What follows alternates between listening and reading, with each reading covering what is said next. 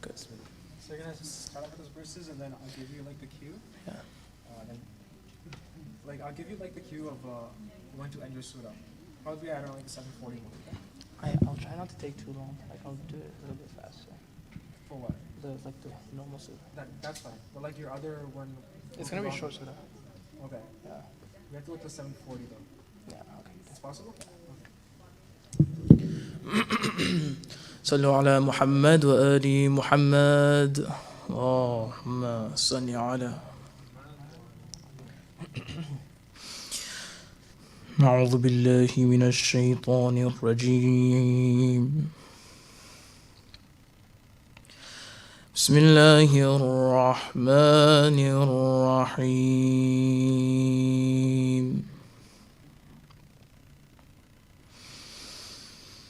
فاستجاب لهم ربهم أني لا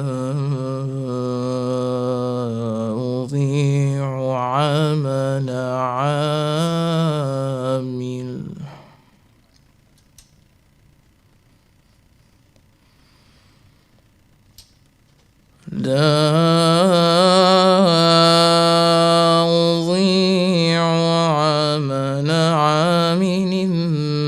منكم من ذكر أو أنثى بعضكم من بعض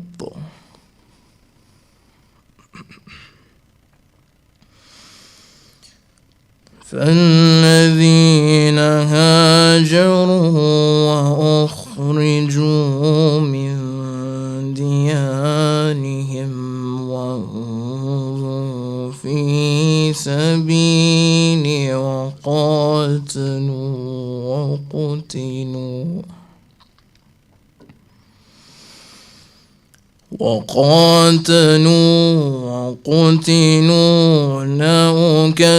لأكفرن عنهم سيئاتهم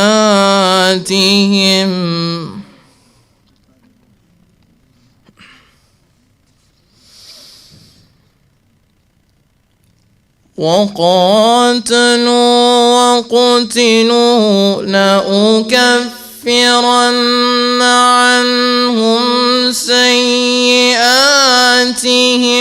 ولأدخلنهم جنات تجري من تحتها الأنهار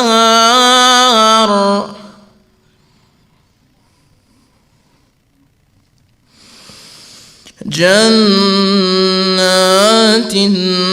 تجري من تحتها الأنهار ثوابا من عند الله والله عنده حسن الثواب لا يغرنك تقلب الذين كفروا في البلاد متاع قليل ثم مأواهم جهنم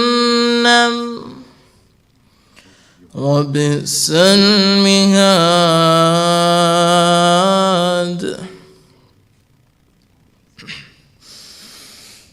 لكن الذين اتقوا ربهم لهم جنات تجري من تحتها الأنهار خالدين فيها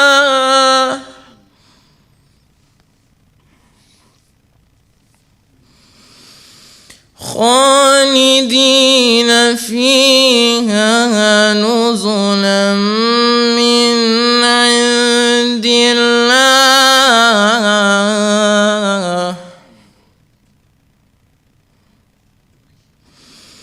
وما عند الله خير للأبرار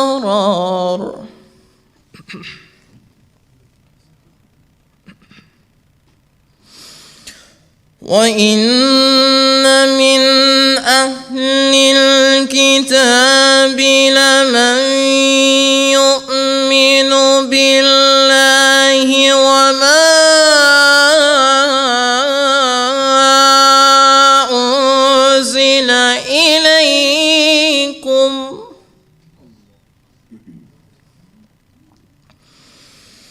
بالله وما أنزل إليكم وما أنزل إليهم خاشعين الله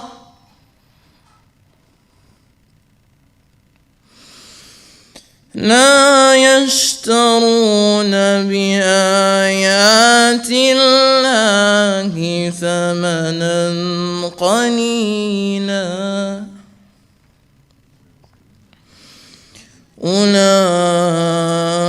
أولئك لهم أجرهم عند ربهم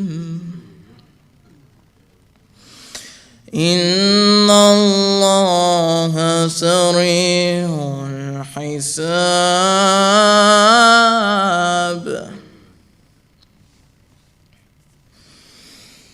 يا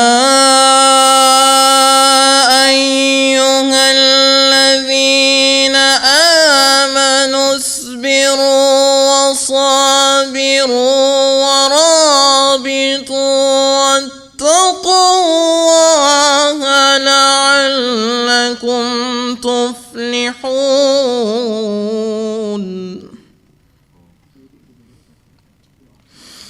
الله أكبر الله أكبر الله أكبر بسم الله الرحمن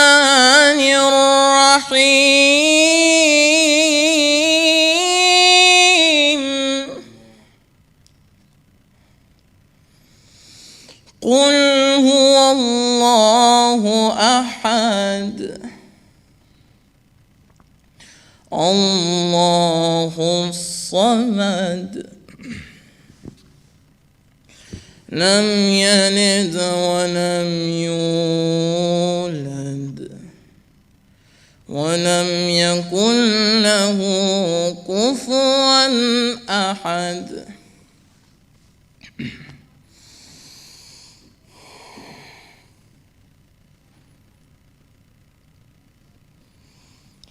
بسم الله الرحمن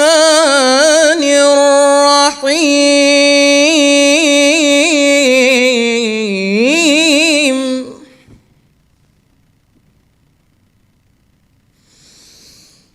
قل هو الله أحد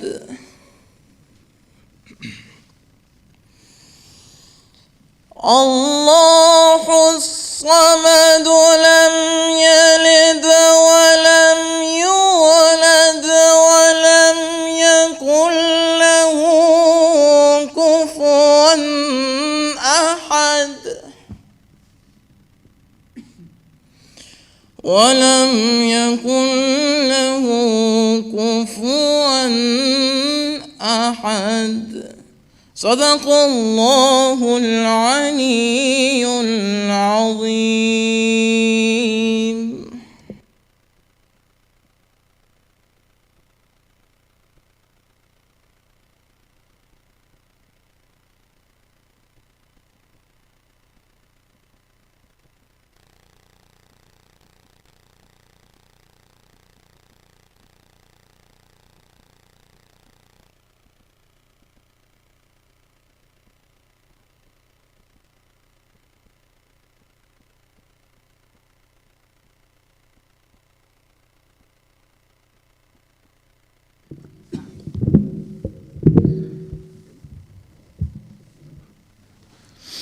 بر محمد وآل محمد صلوات اللہ.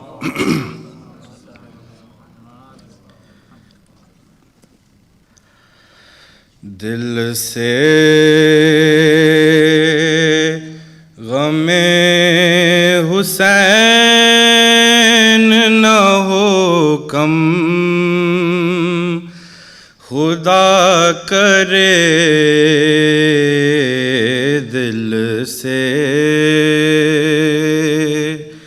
غم حسین نہ ہو کم، خدا کرے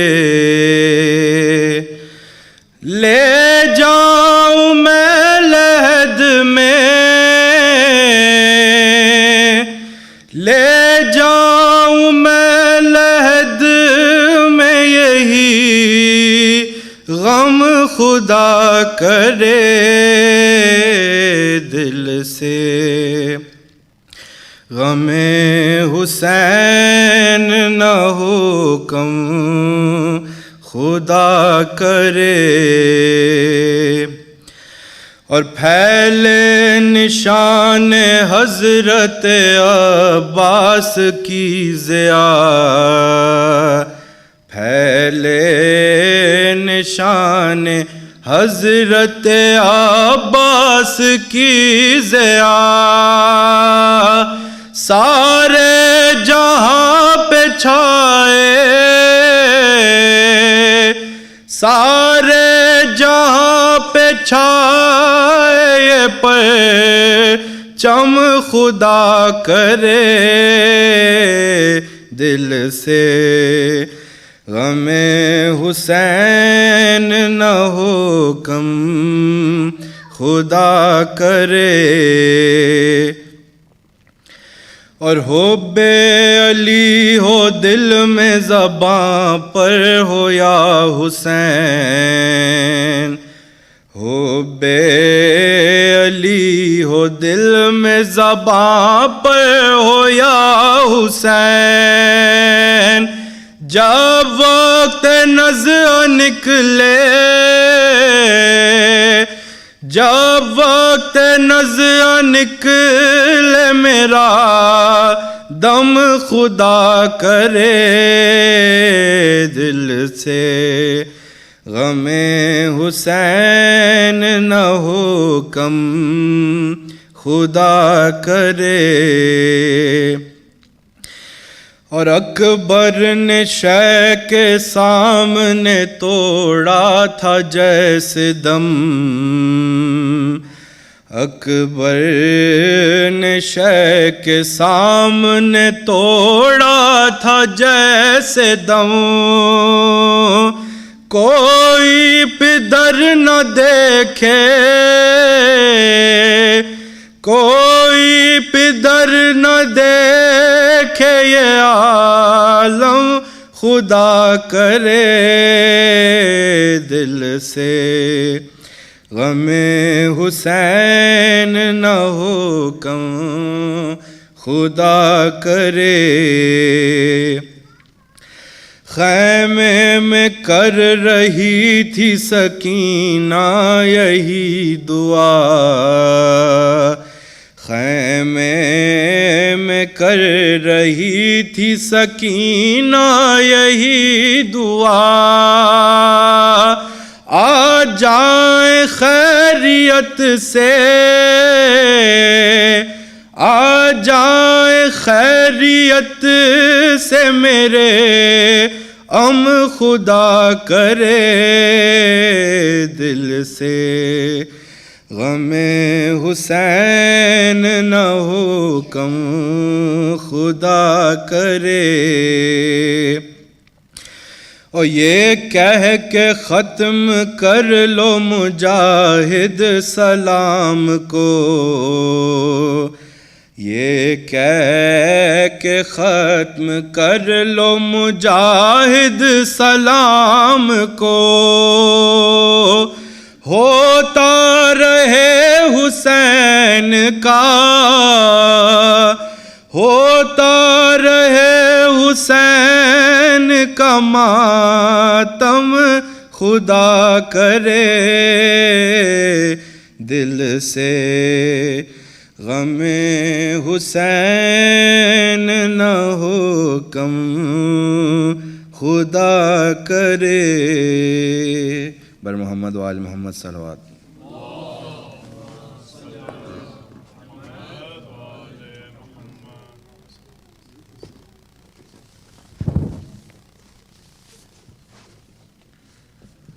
صلوات علی محمد و آل محمد.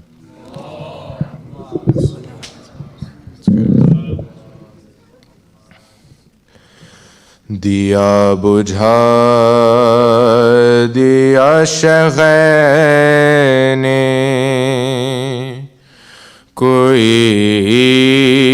گیا بھی نہیں. دیا بجھا دیا شغے نے کوئی گیا بھی نہیں. غلط نہیں ہے جو کہہ دوں کوئی ہلا بھی نہیں. ستم کو لاکھ ستم کر کے کچھ ملا بھی نہیں. ستم کو لاکھ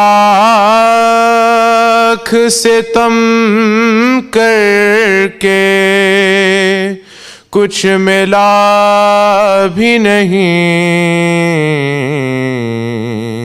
جھکانا چاہا تھا جو سر وہ سر جھکا ہی نہیں. کسے حسین کے ماتم میں درد کا احساس. کسے حسین کے ماتم میں درد کا احساس. بدن پہ زخم ہے کتنے ہمیں پتہ بھی نہیں. اسے نصیب ہے آغوش شاہ کا منبر. اسے نصیب ہے آغوش شاہ کا منبر. عجب خطیب ہے اصغر جو بولتا بھی نہیں. جگر کو تھام کے فوج یزید رونے لگی. جگر کو تھام کے فوج یزید رونے لگی. کمال یہ ہے کہ اصغر نے کچھ کہا بھی نہیں. پہنچ گئے سر دربار سید سجاد. پہنچ گئے سر دربار सैयद सजाद यजीद अब तेरे बचने का रास्ता भी नहीं, दिया बुझा दिया शेख ने कोई गया भी नहीं। नारे सलावत।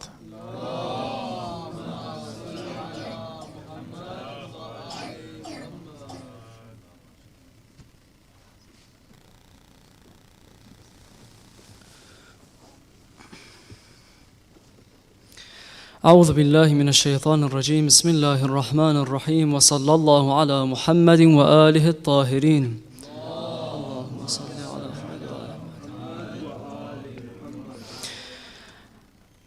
إن في خلق السماوات والأرض واختلاف الليل والنهار لآيات لأولي الألباب.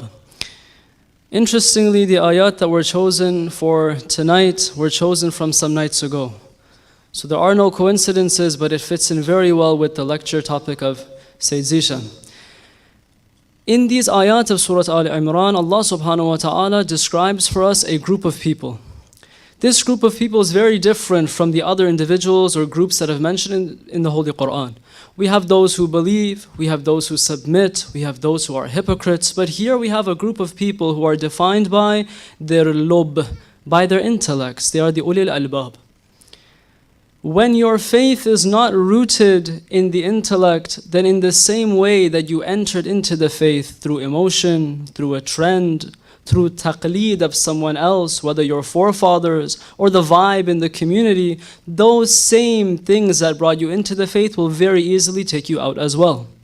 And the one who his roots of faith are shaky because they're based on emotion or based on trends or based on blind following, these individuals will never be able to make a stand for their faith. And this is why we find in the good times, in the easy times, when the water is calm, we see that this person wears black in Muhurram, participates in the Salatul Jama'ah, maybe they'll make a trip for ziyarah. But when push comes to shove and things start to get difficult, the first thing that they'll throw away and throw under the bus is their faith. That when they're asked to make a sacrifice, to sacrifice their material pleasures and the things that they like in this world, if it conflicts with what their faith says, they will prefer their material pleasures over their faith. And that's why we see that if our faith is not rooted in intellect, if we have not accepted our deen based off of our aql first and foremost, then we'll find that when it comes time to make those important stances, we will not. We see individuals who with their intellects, they've analyzed the situation in the world.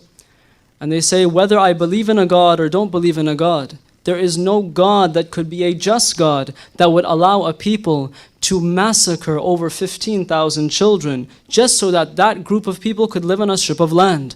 And therefore, because through their intellect they've arrived at the conclusion that genocide is bad and massacres are bad and the killing of women and children is bad, they decided that they'd put their university degrees and their jobs on the line to make a noble stance for these people. It's because their activism is rooted in the intellect and not in base emotions and a trend that they make such an important and noble stand.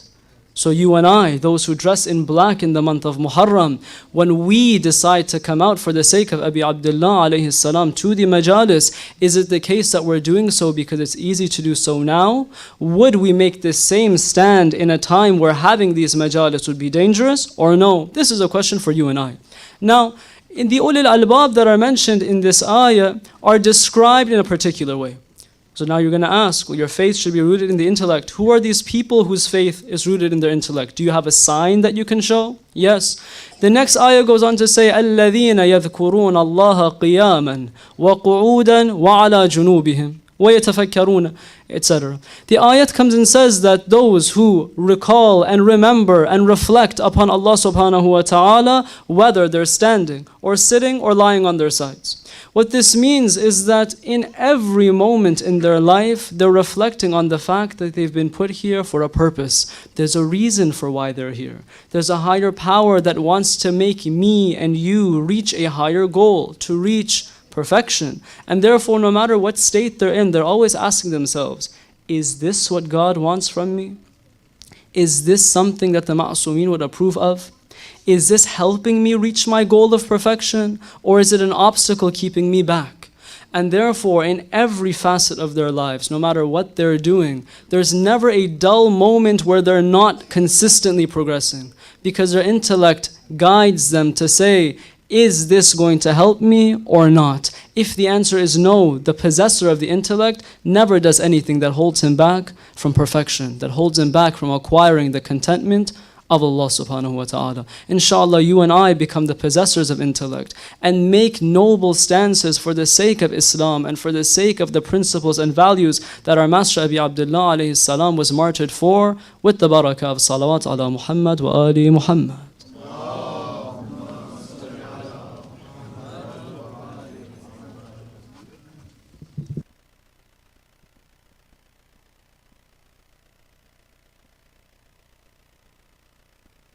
Ali Muhammad.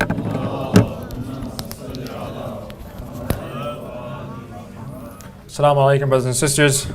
Hope you all are doing well. Just a few announcements on behalf of the Mahdi Youth Society. Inshallah, tomorrow, Thursday, July 11th, we will be hosting our first formal discussion with Syed Zeshum. Tomorrow's discussion will be a co-ed discussion starting at around 9:45 p.m. in the basement. On Friday, July 12th, we will be having a brothers-only discussion. And Saturday, July 13th, we will be having a sisters-only discussion with the Sayyid. So all three of these will be starting after Jamaat Maghrib Namaz, again taking place in the basement, and you all are invited to attend. Food will also be served following the discussion. Next, brothers and sisters, the Mahdi Youth Society is taking part in the Nainawa 2024 conference taking place this Sunday, July 14th at the Afghan Canadian Islamic Community Center in North York. This conference will include lectures by respected scholars, Sheikh Mustafa Khund, Sayyid Muhammad Hassan Al-Shira, and Dr. Sayyid Hadi Kazwini, as well as Hajj Hasnain Rajab Ali. There will be an art auction with proceeds going towards a water project in Iraq through the Alain organization. Make sure you buy your tickets by checking out our social media pages online. Next, a housekeeping request. I would request that you all please keep your phones on silent to avoid any disturbance during the speech. There is a request for Surah Al-Fatiha for tonight's sponsors, as well as all of your marhumin, inshallah. Specifically these individuals: Ansar Akila Begum, Sayyid Naki Hussain Rizvi, Kishwar Begum, Sayyid Asad Jafri. Al-Fatiha. Bismillahir Rahmanir Rahim.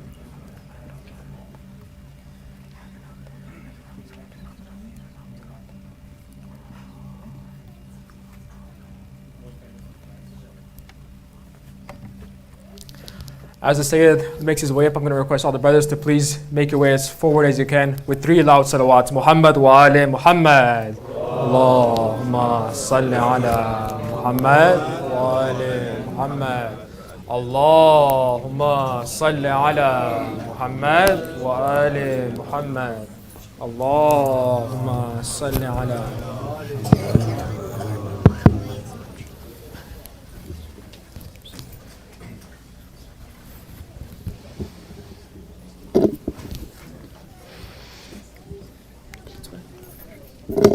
محمد وآل محمد صلوات. اللهم صل على محمد وآل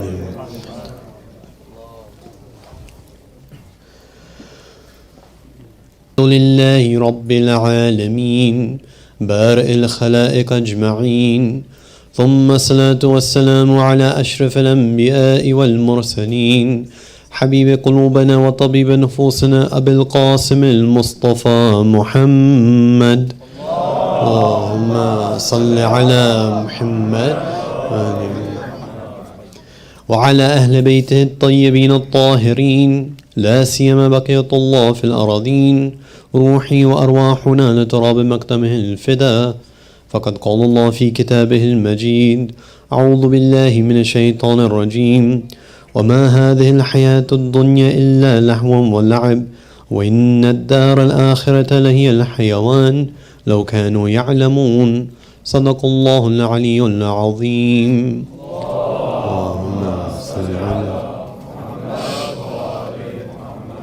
For the hastening of the reappearance of our Imam, please recite a louder salawat.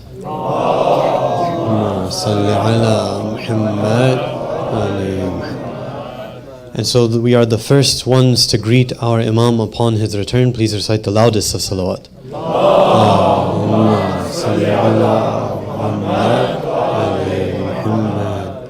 Assalamu alaikum, dear brothers and sisters.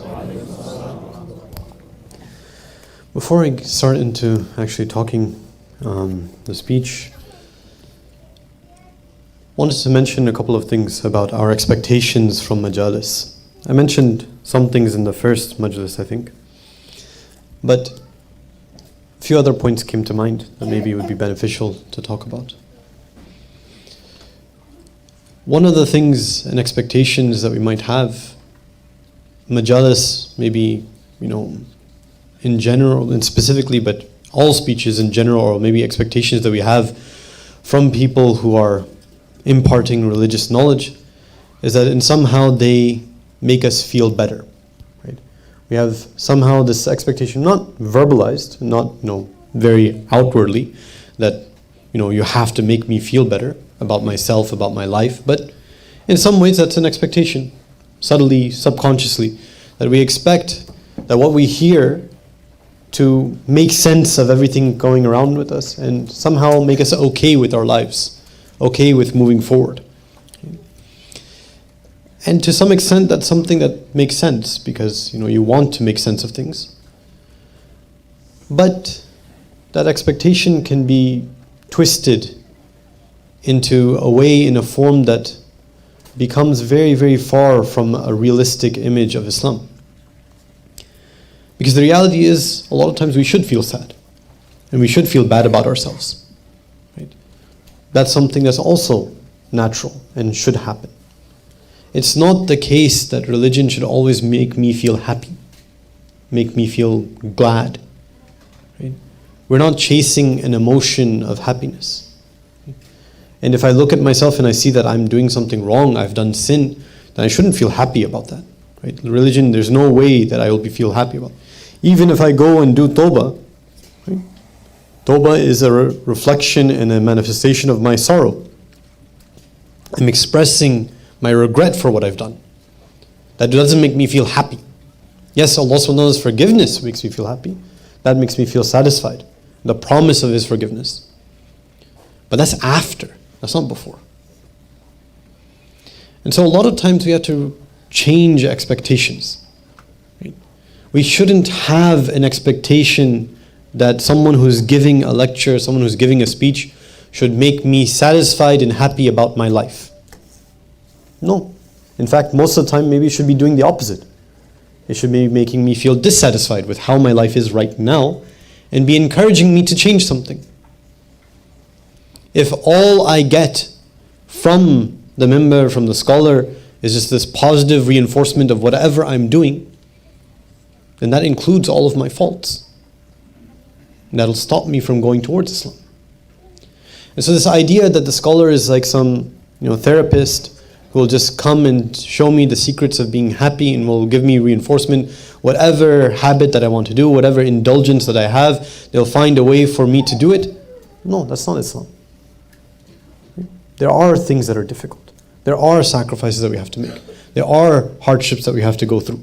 And there are sadnesses that we have to realize. And that's something that we have to accept. It's not all rosy and everything good. No. It's difficult. It's life. Life is going to be filled with these hardships. But Islam gives us an ultimate purpose for which all of these hardships and tribulations and trials are easy to bear. That is true. That if we concentrate on that ultimate goal, then there is ultimate happiness, ultimate success, ultimate all of that. But that's when we're on that path. We can't, have our cake and eat it too. It doesn't work. That's one point. Another point is the expectations that we have from lectures to give us a lot of maybe new material or exciting things or things we've never heard before, right?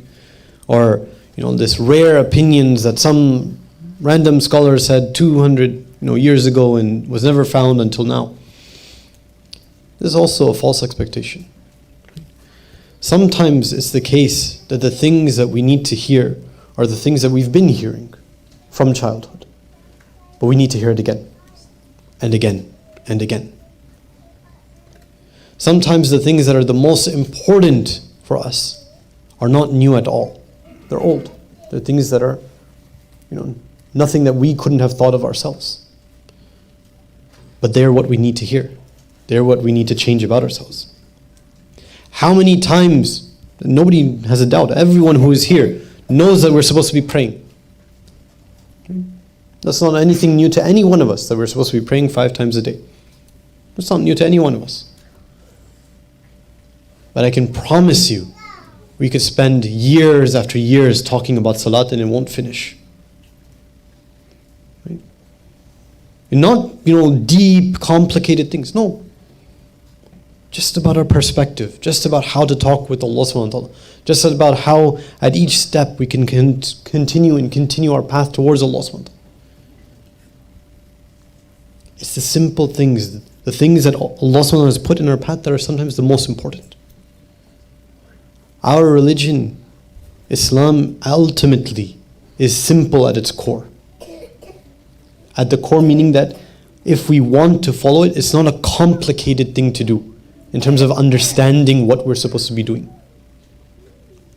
What makes it complicated is ourselves, when we cloud the things around us. Yes, there are details. Yes, there are depths of knowledge. I'm not denying that.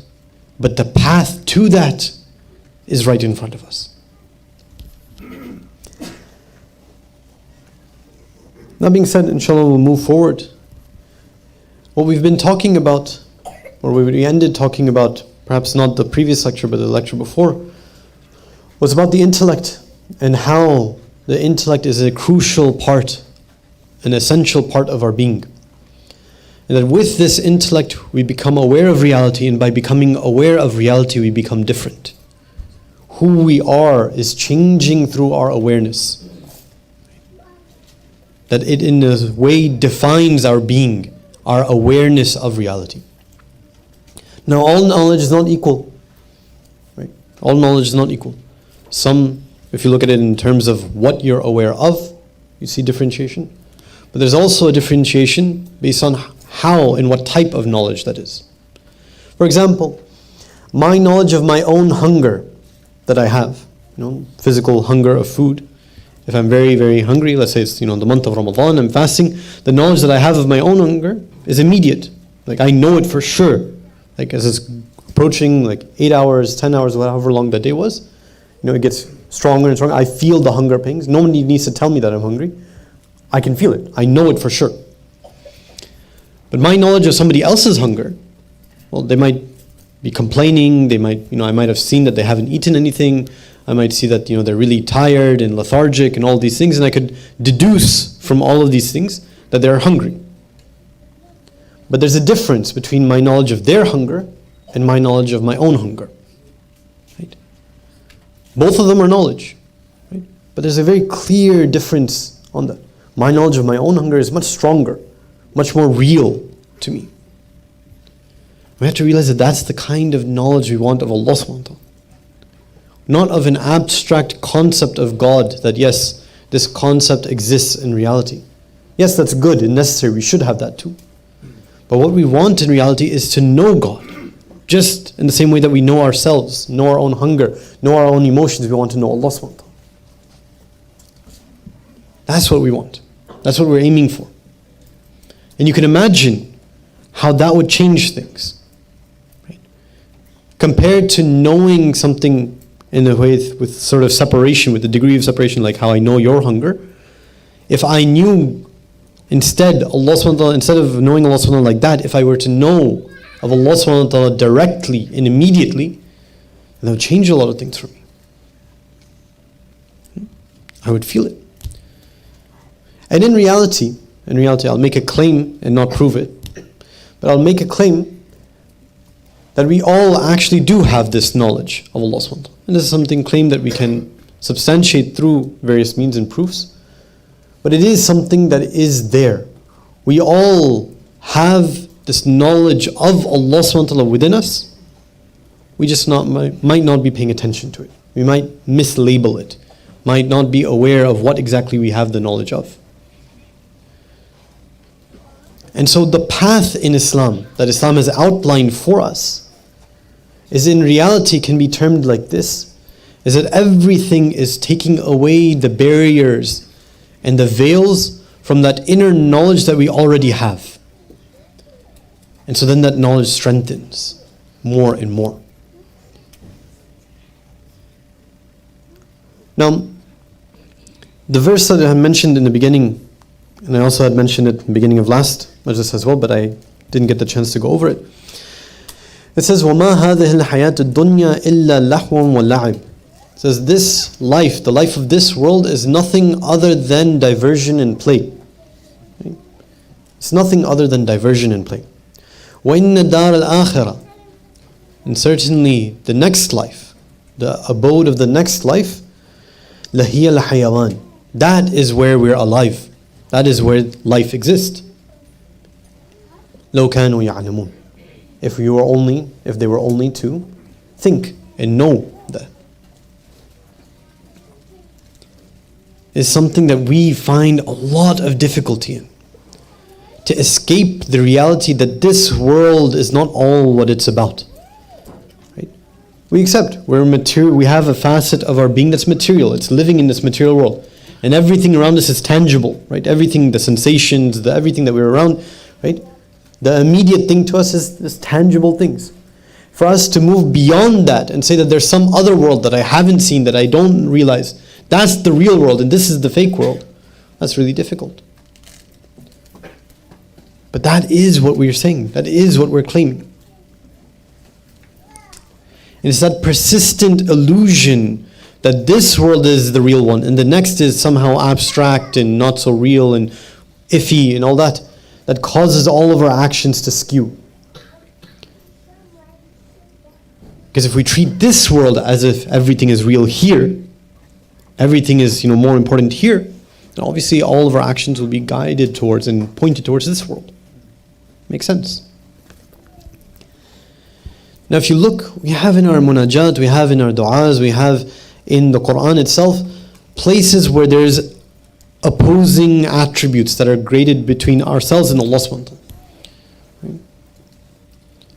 For example, when we call Allah subhanahu wa ta'ala the Hayy, the living, we're also negating in some way that attribute from ourselves. Right? We have that, for example, in the munajat of Imam Ali that he recites, or was narrated that he recited in Masjid al-Kufa. Right?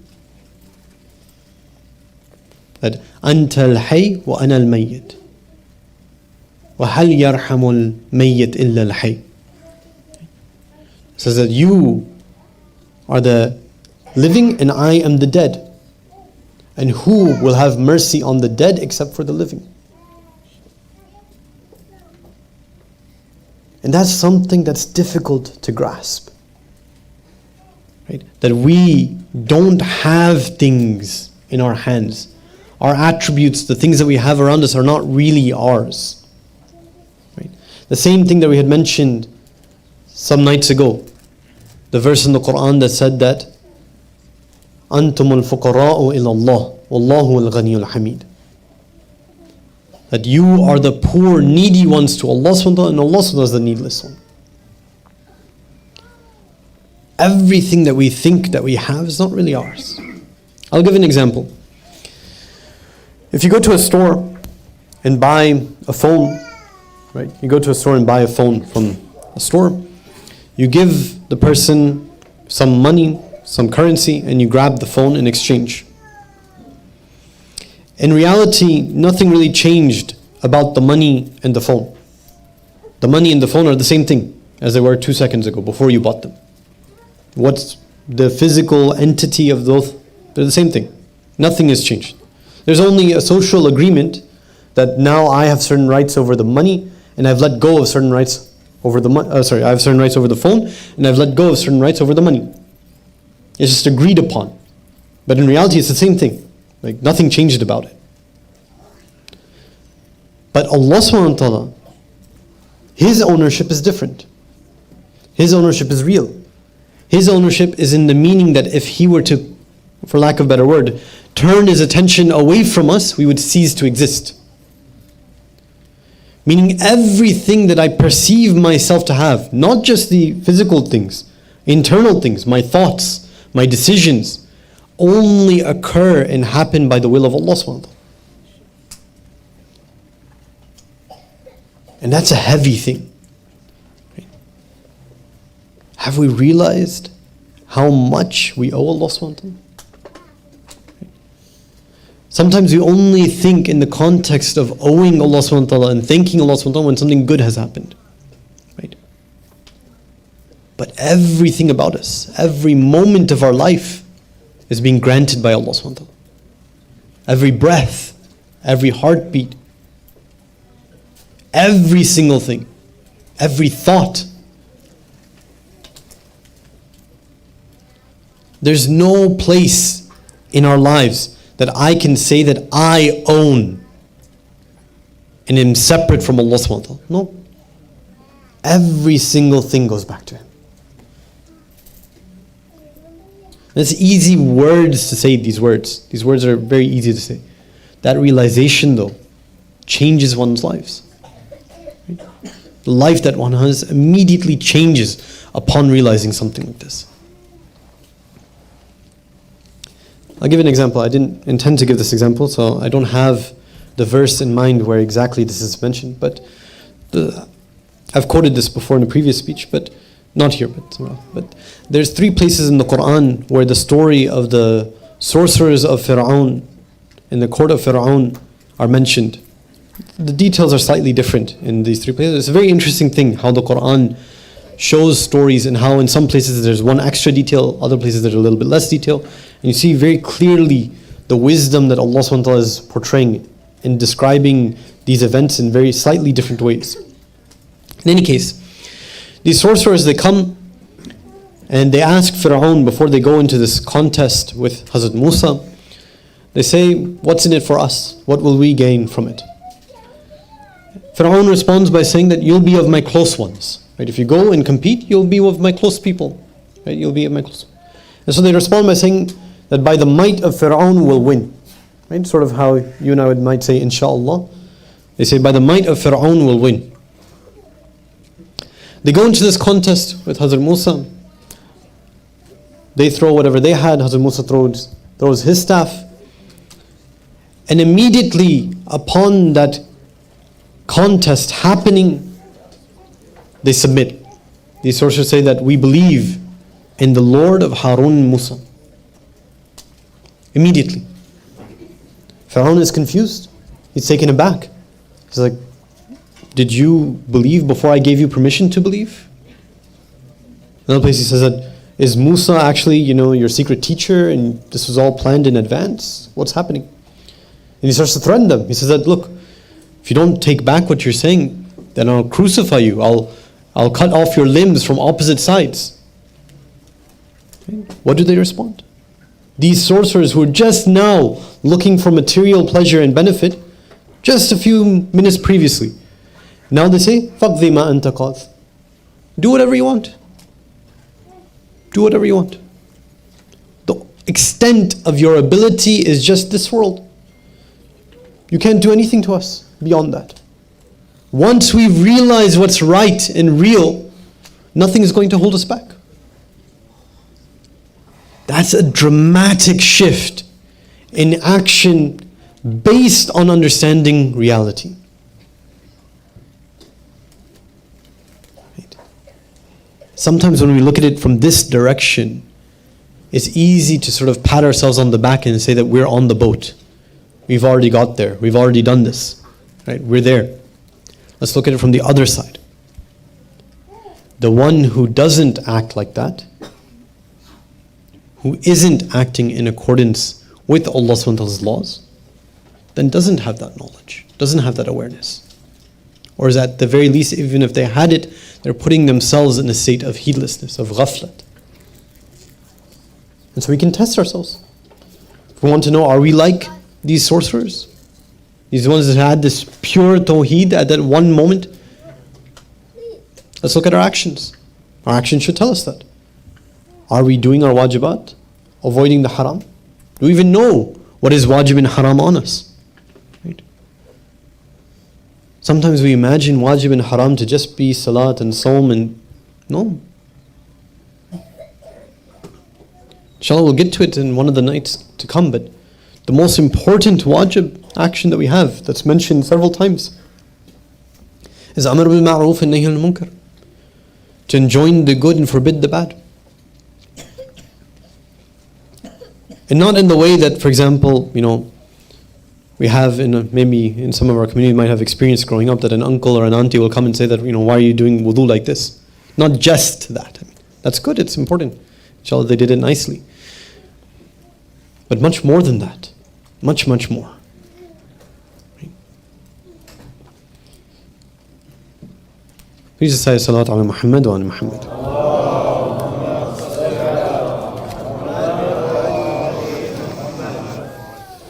Please say another salat.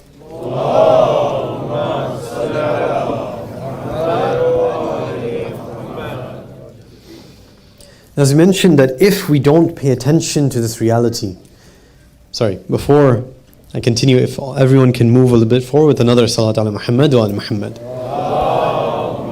Salli ala Muhammad wa ala Muhammad. Salli ala Muhammad wa ala Muhammad. So if we don't pay attention to this reality, to the reality that is true, our actions start to diverge in a different way.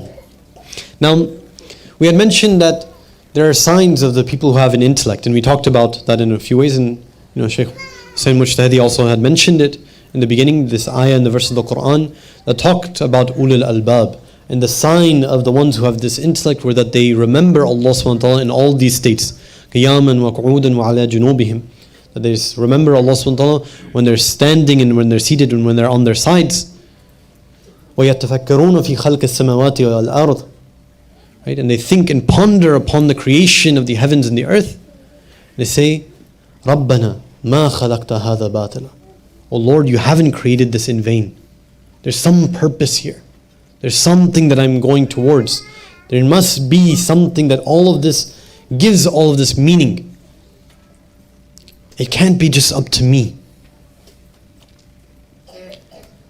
And we said that if I'm not like that, if I don't have the attributes of pondering and thinking about Allah subhanahu wa ta'ala, then I'm not from among the ulul albab. I don't have an intellect. I'm not of the ones who are intelligent. We have a hadith by Imam Sadiq alayhi salam. Allahumma salli ala Muhammad. That says, a person comes up to him and asks him, what is the intellect? Mal aql. What is this aql, this intellect? And he responds by saying that the aql, the intellect is ma ubida bihi ar-Rahman wa iktasaba bihi al-Jannan. It is that by means of which the Rahman, the most merciful, is worshipped, and that by means of which the paradise and the gardens are obtained. Again, look at the opposite. It means that if that is not happening, if I'm not worshipping Allah subhanahu wa ta'ala, if I'm not aligning my life to gain that eternal abode in the heavens, then I don't have an intellect. We might say to ourselves, well, I know plenty of intelligent people, very, very smart people in my life, but they're atheists. They don't believe in God. How do we explain that? Right? There's plenty of extremely smart and intelligent people, right?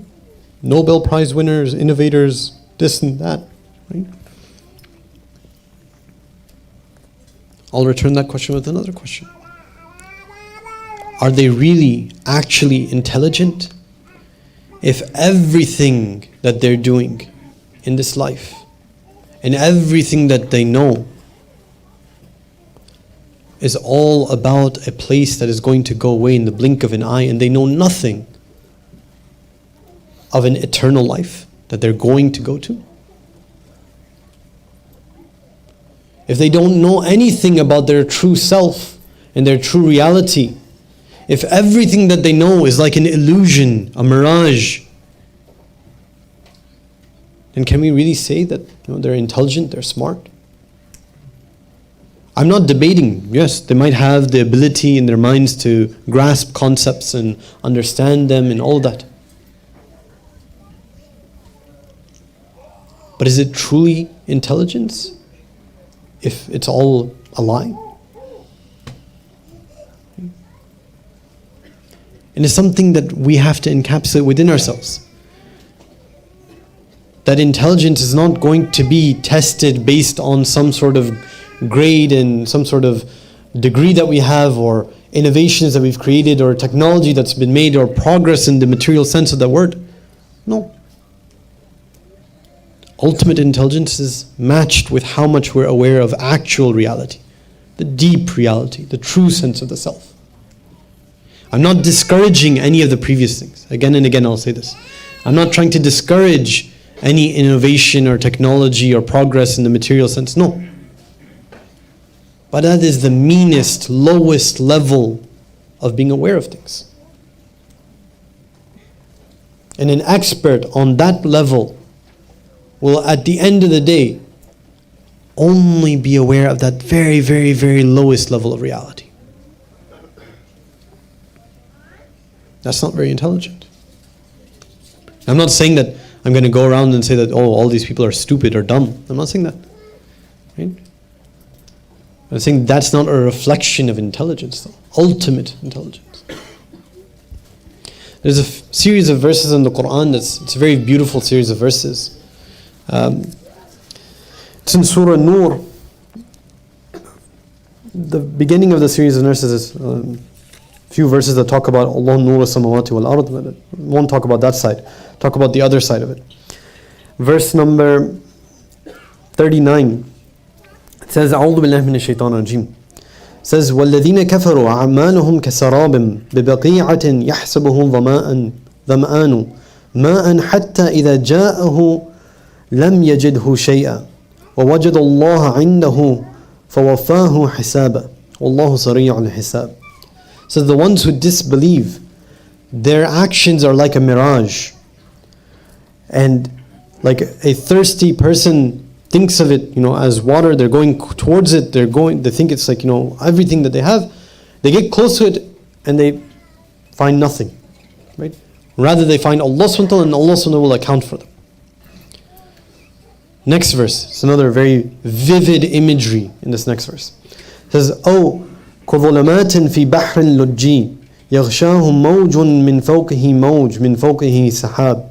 It is like the darkness in a stormy sea, where there's wave upon which there's this dark overcast clouds. ظلمات بعضها فوق بعض إذ أخرج يده لم يكد يراها. It's darkness upon darkness. They take out their hand and it's as if they can't even see it. The thing that's closest to them, they still can't see it. Why is this the case?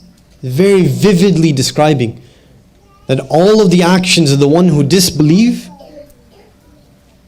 it's nothing. They come to no result. They come to no end. Now, why is this important for us? Right? We might say to ourselves, well, sure, I can, say this and then pat myself on the back. I'm a mu'min. I believe. I'm good. So I'm not like that. But iman, having iman in our hearts, is not something that's by the tongue. It's not something that I've just accepted by being born a Muslim or anything like that. Iman is enforced and seen and displayed through our actions. If I'm not living my life as a Muslim, as a mu'min, in all aspects of my life, every aspect of my life, then I cannot say to myself that yes, I'm part of the mu'mineen. and pat myself on the back and move forward. We need to take pause and analyze ourselves. Right? If this was a class, I would give this homework, and say that, look, tonight, go home, before you go to sleep, write this down, look and analyze your life from the beginning that you can think of up till now. What's the trajectory that I've been going on? Where am I heading exactly? What are the things that have informed on my decisions in my life? Has it been really Islam? Is Islam really the thing that's guiding and directing my actions? The job that I have, the education that I have, the decisions and the relationships that I have, what I wear, what I talk, what I eat. What is it that's telling me what to do?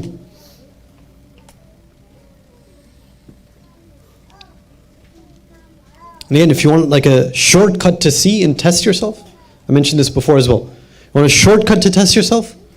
Look at the part of your day when you don't have anyone around, when you have no one enforcing and obliging you to do any particular thing, and see where your heart goes to. What's the first thing that you go towards?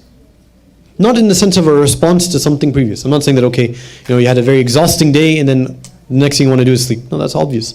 I'm saying in a time where you're free. You don't have any pressure. There's no pressure on you. Where do you go to? Is there a thought of Allah subhanahu wa ta'ala there? A thought, at least. That, okay, I'm a Muslim, I have some free time, nothing binding me. Maybe at this time I can do a dua. Maybe in this time I can gain some ma'rifah, some awareness of Allah subhanahu wa ta'ala. Maybe I can go study something about Islam. Do we imagine that learning about Islam is restricted to the people who have these turbans on their head? It's not the case. It's not the case. It's not an obligation on the people who have a turban on their head to learn about Islam. It's an obligation on everyone. Everyone. It should be a desire. Right? Think about it. If Allah subhanahu wa ta'ala is saying that follow this roadmap and you will reach ultimate success, never-ending life, never-ending pleasure, whatever you want, for however long, you just have to follow this roadmap. Wouldn't I want to know what the roadmap says? I would study it. I wouldn't wait for someone else to tell me. I wouldn't wait for the golden opportunity 30 years down the line to eventually... No, I'd want to know now. Right now. I'd feel urgent about it. Pressing need to do it. Every moment lost. I don't know how many opportunities I'll have in my life. I can't guarantee that. Nobody can guarantee that. It would push us and drive us. You see Imam Hussein Islam in his caravan. You see where they're going, how they make their actions, how they make their choices. It's because their life is oriented towards Allah subhanahu wa ta'ala. They felt this urgency. Look at the change that happens with Zuhair. Right? We talked a little bit about him before. Zuhair was going, they left Hajj on similar times. Left Makkah on similar times. Zuhair is trying to escape meeting Imam Hussein Islam. They stop at different places until eventually they're forced to stop at the same place. Immediately Imam Hussein Islam calls for him. Asks him to come. He's hesitant to come. In some narrations of history, it says that his wife pushes him. Says, look, at the very least, it's the grandson of the Prophet, just listen. There's no harm. Just listen to what he has to say. Goes there. We don't know what Imam Hussein says. As far as I know, there's no actually account to that conversation, what was said. But when he comes back, right, he's completely changed. He says, I have to go with him. I have to go with Imam Hussein. We might think to ourselves, oh, he would be, very saddened and sorrowful and be like, no. What the narration, the thing of history said that he's happy, he's glowing. He knows he's going to his death, but he's happy about it. Everything changed. Everything changed. Remember, so here's not even a Shia by the way that we recognize that word. He's not even a Shia. But understanding reality, it made him change like that. We who claim to be the Shia, claim to be on the path of following the Imam, the Imam's word should have 1,000 times more impact on us. The Imam's action should have 1,000 times more impact on us. If I see the Imam acting in one way and me acting in another, what does that tell you about me? That's not how that should work. Going back to the intellect. If we look at the intellect as this ultimate facet of who we are, that leads us one way or another, there's a beautiful hadith. I'll maybe mention more about it in the following nights, but it's a very beautiful hadith, lengthy hadith, it's known under the title of hadith as the Junud al-Aql wa Jahl, right? The hadith that talks about the armies of the intellect and ignorance. Within it, it talks about these various faculties and characteristics, and has them paired in opposites, where one series are the faculties and the characteristics of the intellect, which is the armies of the intellect, and the opposites are the faculties and characteristics that are the armies of ignorance. And there's this fight between the two. One of them that's mentioned as from among the armies of the intellect is shukr, of being thankful. Our intellect drives us to this. As we mentioned previously, have we thought and pondered upon our own existence? We came into existence from non-existence, meaning that there's no me before this. There's no I before this. I can't even say and mention that I deserved X and Y, because there was no me. There was no me that had anything. I wasn't there. Everything we have, this very life we have, is an infinite amount of grace from Allah subhanahu wa ta'ala. Our existence is beyond our comprehension to be able to give thanks for. What does someone who has an intellect do in response to that amount of favor? They thank the person. They thank the person who's given them. What do we have in the Quran? It says, أعوذ بالله من الشيطان الرجيم. لئن شكرتم لأزيدنكم. If you thank Allah subhanahu wa ta'ala, if you express and do thank of Allah subhanahu wa ta'ala, He'll increase you. And the mind, at first, like the surface level, that's sounds very hopeful and things like that. But if you think about it just a little bit more, you'll understand how bewildering that is. How utterly confusing the statement is. Allah subhanahu wa ta'ala is saying to me that if I thank Him, which I should be doing, He's going to give me more.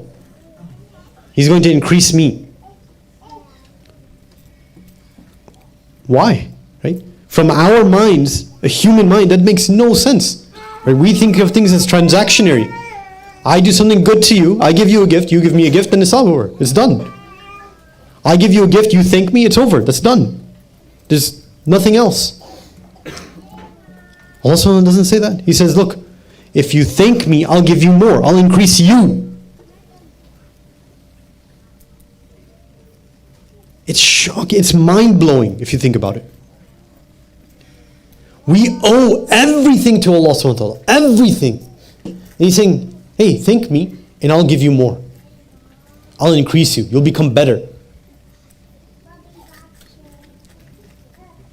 It's staggering. How do we thank Allah subhanahu wa ta'ala? How do we thank Allah subhanahu wa ta'ala? The thanking of Allah is not something I can just say thank you. Thank you Allah for doing this. I should express it. It's necessary to express it. We should say shukran lillah. We should say it often, all the time. It's not enough. The ultimate thanks that we can give for the blessings of Allah subhanahu wa ta'ala is to be utilizing them on the path of His purpose. That doesn't mean just the money. Okay, that's the easiest thing to do. The easiest thing that we have is to spend money. For some reason, whenever we comes to money, it's like the quickest thing to pat ourselves on the back. Oh, I gave money to the center. Oh, I gave money for charity. Oh, gave this money thing, and I pat myself on the back. Yes, those are necessary. Give money to the center, inshallah. Right? I'm not paying. Easiest thing to do. It's our lives. Our lives that we need to be spending. Who we are that we need to be spending. What does Allah SWT say after this? He says, وَلَئِن كَفَرْتُمْ إِنَّ عَذَابِ لَشَدِيدٌ.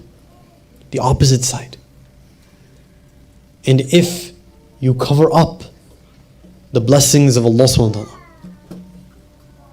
you don't give thanks, then certainly my punishment is severe. And we tend to think of punishment as, God sees us doing something and He kicks us while we're down. It's not like that. Because at the end of the day, we've already said this. Me doing anything that Allah tells me not to, the hurt and pain and the suffering of that is me. That is the adhab in a real way, in one way of looking at it. It's not as if Allah SWT says, okay, you do this is going to damage your soul, and once your soul is damaged, I'm going to kick you. No. It's the damaging of the soul that is the punishment. And that makes it real to us, if we think about it in this way.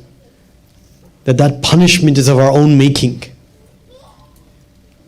by the actions that we do. That makes it difficult to escape that reality.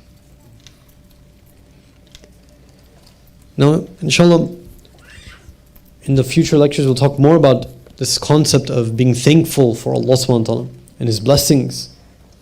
But it's something that we see is such a deep-rooted concept within ourselves. Not specifically to Allah subhanahu wa ta'ala, but this concept of thanking someone who's given you a favor.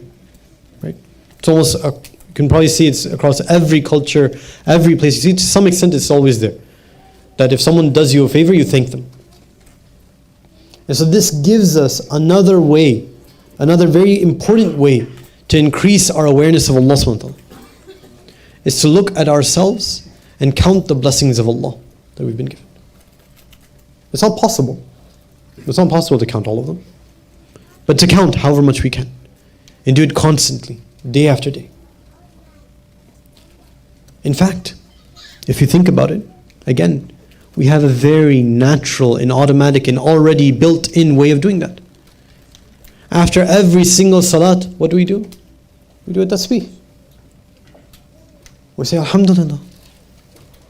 Right? We say Allahu Akbar. We say Subhanallah. Why aren't we thinking when we're saying these things? All the blessings that Allah has given to us. Blessings in our lives. Amazing things we see around ourselves, within each other. It's a natural way. And this is what I'm saying, when the way forward for us is not something complicated. You don't need someone to come and tell you the secret dua, this never heard before prayer, this never heard before amal. No, you don't need that. 5 days, 5 wajib prayers that you have, the normal dhikr that you have in front of you, the thing that you already know, that I already know. If I were to act on that, the way forward would become clear. Not saying that there isn't more amal and things to do. There are. There's so much more that we even are aware of. But if we were to act on the things that we have in front of us, it would push us to all of those other things that are left. Inshallah, we can take a few moments to mention the Musibah of Aba Abdullah al-Hussein. اللهم صل على محمد وآل محمد اللهم صل على محمد وآل محمد اللهم صل على محمد وآل محمد السلام عليك يا أبا عبد الله وعلى الأرواح التي حلت بفنائك عليك مني سلام الله أبدا ما بقيت وبقي الليل والنهار ولا جعله الله آخر لحد مني زيارتكم. السلام على الحسين وعلى علي بن الحسين وعلى أولاد الحسين وعلى أصحاب الحسين. Dear brothers and sisters, let's take our hearts to Karbala. As we mentioned, in Karbala we find so many shining personalities. From among the companions of Abu Abdullah al-Hussein, we see some who were old, some who were young and newly married, some who had been with the Imam. Tahir was someone who was of the close companions of Amir al-Mu'mineen alayhi salam. Very close companions of Amir al-Mu'mineen. In Kufa, he was one of the first to give bay'ah and allegiance to Muslim ibn Aqil. When all of the things that happened with Muslim ibn Aqil happened and Kufa was put under siege and blockaded and nobody was allowed to leave, Muslim ibn Habib ibn Mudahir and Muslim ibn Awsaja somehow were able to escape and leave Kufa.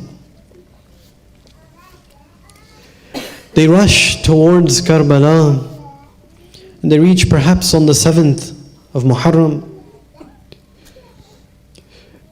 Habib sees that the number that Imam Hussein has with him is very few.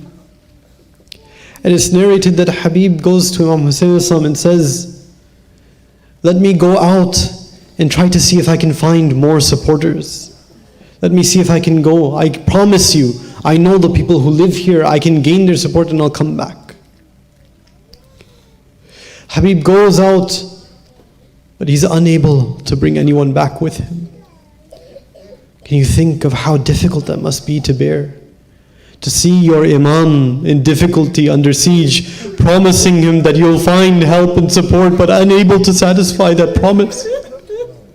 He comes back empty-handed, but the Imam welcomes him back.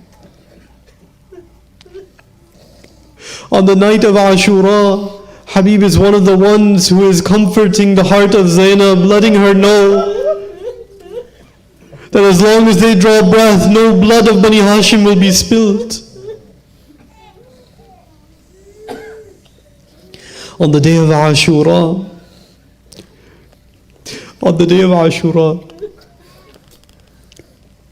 it's narrated that when Muslim ibn Awsaja was at his last breath, Habib ibn Mudahir goes up to him and he says, "Ya Muslim, if there was something that I knew in me, if I knew that there was going to be more life within me, I would ask for your will. I would ask for your wasiyah, your testimony for what I should do on your behalf. But I don't know, I'm not going to last much after you." Muslim ibn Awsaja responds, perhaps with his last breath, "My wasiyah is for you to give your life for this man, Imam Hussein." Habib ibn Mudahir goes into the battlefield. He's an old man, but he fights valiantly until the end, when he's struck and put into the sands. Can you think what Imam Hussein faces at that moment? Someone he's known from childhood, someone who he's seen being the supporter of his mom, his Imam Ali al-Islam.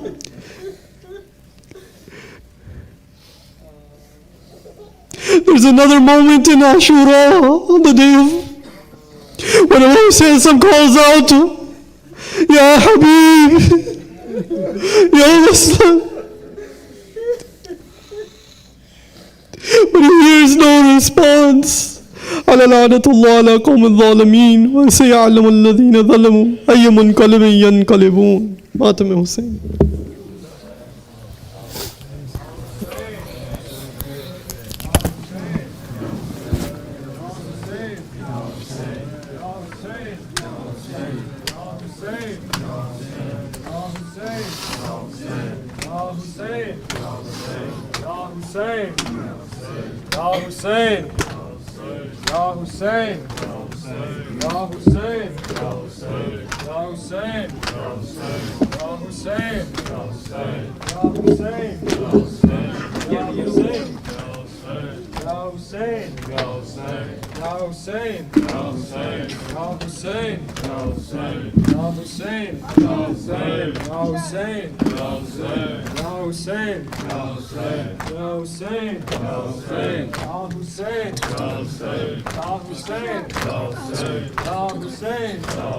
To Karbala I yearn to go, to the land and show my sorrow. To Karbala I yearn to go, to the land and show my sorrow.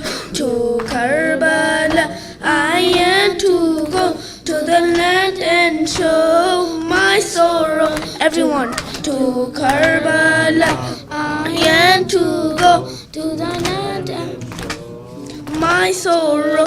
Tribulations in this land of grief, tribulations in this land of grief. Salutations will bring me relief. To Karbala I yearn to go, to the land and show my sorrow. To Karbala I yearn to go, to the land and show my sorrow. We'll add our tears to the Euphrates, lamentation flowing with such ease. This matam will reverberate, this matam will reverberate. This tragedy we must narrate. To Karbala I yearn to go, to the land and show my sorrow. To Karbala I yearn to go, to the land and show my sorrow. Until my death, Ya Hussein I'll say and cry for Hussein on Judgment Day. For on those plains we heard your call, for on those plains we heard your call. You saved Islam for us all. To Karbala I yearn to go, to show my sorrow. To Karbala show my sorrow.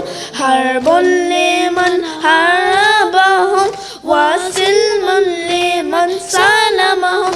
In Kum we were left to weighty things, in Kum we were left to weighty things. To the Ahlul Bayt we'll always cling. To Karbala I am to go, to the land and show my sorrow. To Karbala I am to go, to the land and show my sorrow. Peace be on you, Ya Aba Abdullah, the grandson of Rasulullah. Al-Qatl al-Hussein be Karbala, Qad Zuman al-Hussein be Karbala. We cried for your suffering, O Fatima. To Karbala I yearn to go, to and show my sorrow. To Karbala I yearn to go, to the land and show my sorrow. Tribulation in this land of grief, salutation will bring me relief. To Karbala I yearn to go, to the land and show my sorrow. To Karbala I yearn to go, to the land and show my sorrow.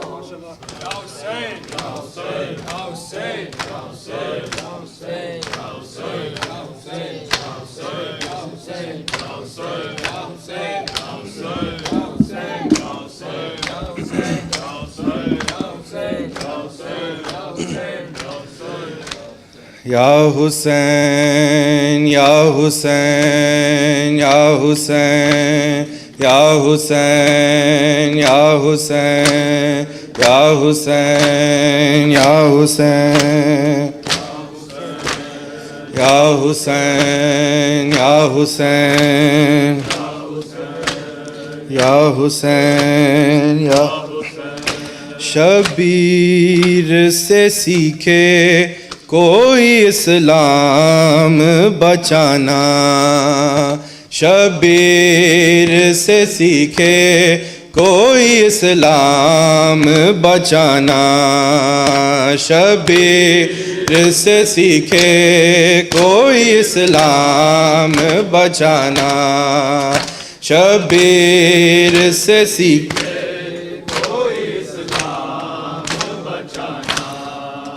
Shabbir سے سیکھے کوئی اسلام بچانا، شبیر سے سیکھے کوئی اسلام بچانا، آتا ہے جسے نیزے پہ، آتا ہے جسے نیزے پہ قرآن سنانا، شبیر سے سیکھے کوئی اسلام بچانا، شبیر سے سیکھے کوئی اسلام بچانا، شبیر نے اللہ کی ہر بات ہے مانی، شبیر نے اللہ کی ہر بات ہے مانی، اللہ نے شبیر کی ہر بات کو مانا، آتا ہے جسے نیزے پہ قرآن سنانا، شبیر سے سیکھے کوئی اسلام بچانا، شبیر سے سیکھے کوئی اسلام بچانا، تجھ کو نہ دیا رونے جو کل اہل ستم نے، تجھ کو نہ دیا رونے جو کل اہل ستم نے، زینب تیرے بھائی کو یہ روتا ہے زمانہ، آتا ہے جسے نیزے پہ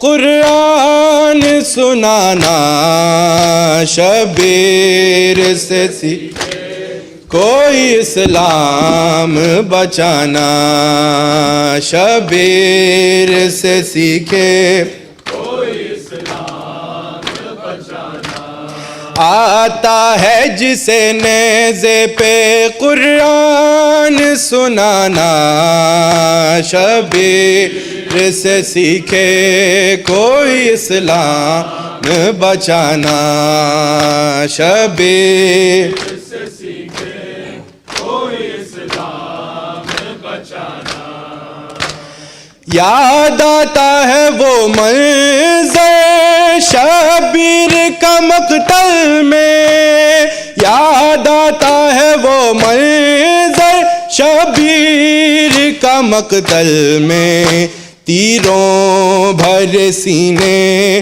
پہ سکینہ کو سلانا، آتا ہے جسے نیزے پہ قرآن سنانا، شبیر سے سیکھے کوئی اسلام بچانا، شبیر سے سیکھے کوئی اسلام بچانا، آتا ہے جسے نیزے پہ قرآن سنانا، شبیر سے سیکھے کوئی اسلام بچانا، شبیر سے سیکھے کوئی اسلام بچانا، یہ سوچ کے اصغر نے لیا تیر گلے پر، ये सोच के असग़र ने लिया तीर गले पर, था मोहसिन इस्लाम को तीरों से बचाना। आता है जिसे नेज़े पे कुरान सुनाना, शबीर से सीखे कोई इस्लाम बचाना। शबीर से सीखे कोई इस्लाम बचाना। आता है जिसे नेज़े पे कुरान सुनाना, शबीर से सीखे कोई इस्लाम बचाना। शबीर से सीखे कोई इस्लाम बचाना। ज़हरा की सदा आती थी ये बज़्म अज़ा से, ज़हरा की सदा आती थी ये बज़्म अज़ा से। रेहान ये नौहा सर महशर भी सुनाना। आता है जिसे नेज़े पे कुरान सुनाना, शबीर से सीखे कोई इस्लाम बचाना। शबीर से सीखे कोई इस्लाम बचाना। आता है जिसे नेज़े पे कुरान सुनता है, जिसे नेज़े पे कुरान सुनाना, शबीर बचाना। लक लब्बैक लक लब्बैक अबा अब्दुल्लाह, लक लब्बैक अबा अब्दुल्लाह, लक लब्बैक अबा अब्दुल्लाह, लक लब्बैक अबा अब्दुल्लाह, लक लब्बैक अबा अब्दुल्लाह। या हुसैन या हुसैन या हुसैन या हुसैन या हुसैन या हुसैन या हुसैन या हुसैन या हुसैन या हुसैन। अल्लाह सल्ली अला मुहम्मद।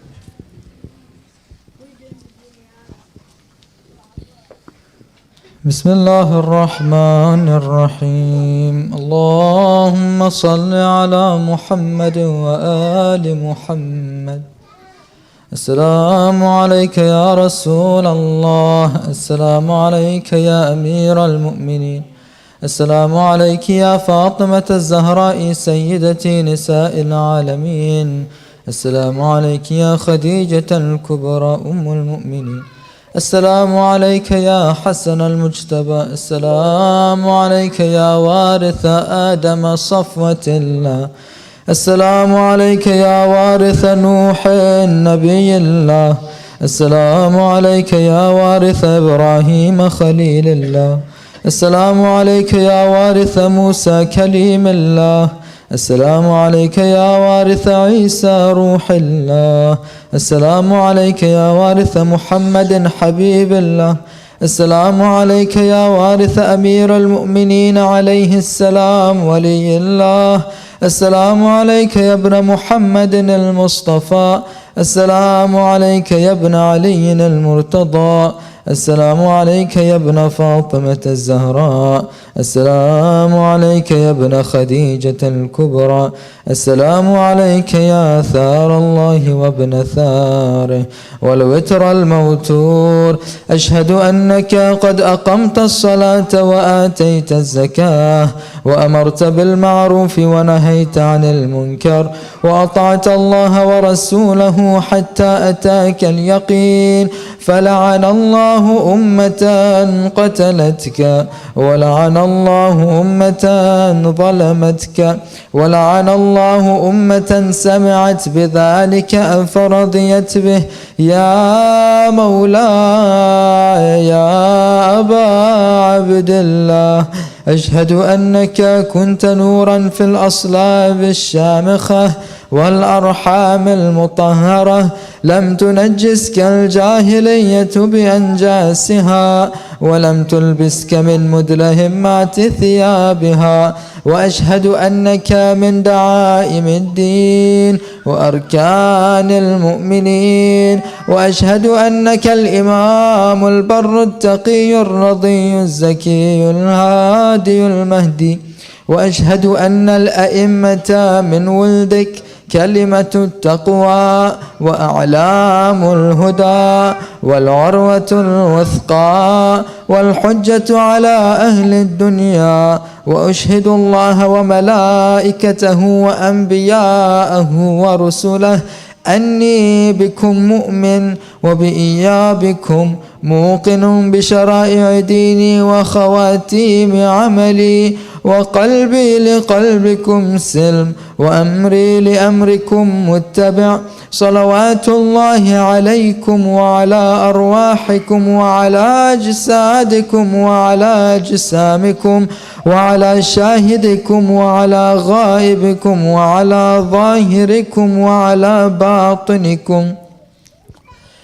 السلام عليك يا ابن رسول الله، السلام عليك يا ابن نبي الله، السلام عليك يا ابن أمير المؤمنين، السلام عليك يا ابن الحسين الشهيد، السلام عليك أيها الشهيد، السلام عليك أيها المظلوم وابن المظلوم. لعن الله أمة قتلتك ولعن الله أمة ظلمتك ولعن الله أمة سمعت بذلك فرضيت به.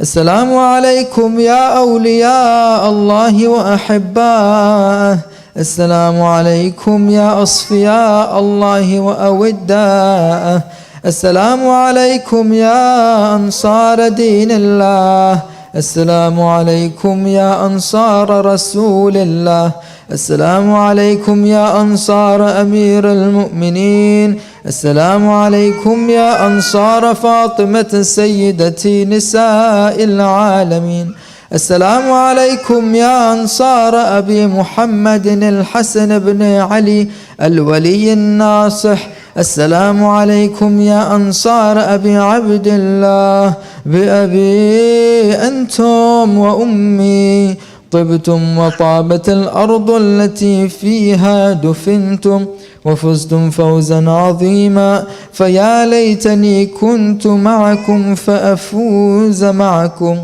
السلام عليك يا أبا الفضل العباس بن أمير المؤمنين، السلام عليك يا ابن سيد الوصيين، السلام عليك يا ابن أول القوم إسلاما وأقدمهم إيمانا وأقومهم بدين الله وأحوطهم على الإسلام. أشهد لقد نصحت لله ولرسوله ولأخيك فنعم الأخ المواسي، فلعن الله أمة قتلتك ولعن الله أمة ظلمتك ولعن الله أمة استحلت منك المحارم وانتهكت حرمة الإسلام، فنعم الصابر المجاهد المحامي الناصر والأخ الدافع عن أخيه المجيب إلى طاعة ربه الراغب فيما زهد فيه غيره من الثواب الجزيل والثناء الجميل، وألحقك الله بدرجة آبائك في جنات النعيم. السلام عليكم يا تسعة المعصومين من ذرية الحسين، السلام عليك يا مولانا يا صاحب العصر والزمان، عجل الله تعالى فرجك وسهل الله تعالى مخرجك ورزقنا في الدنيا زيارتك وفي الآخرة شفاعتك. السلام عليكم يا أهل بيت النبوة ورحمة الله وبركاته.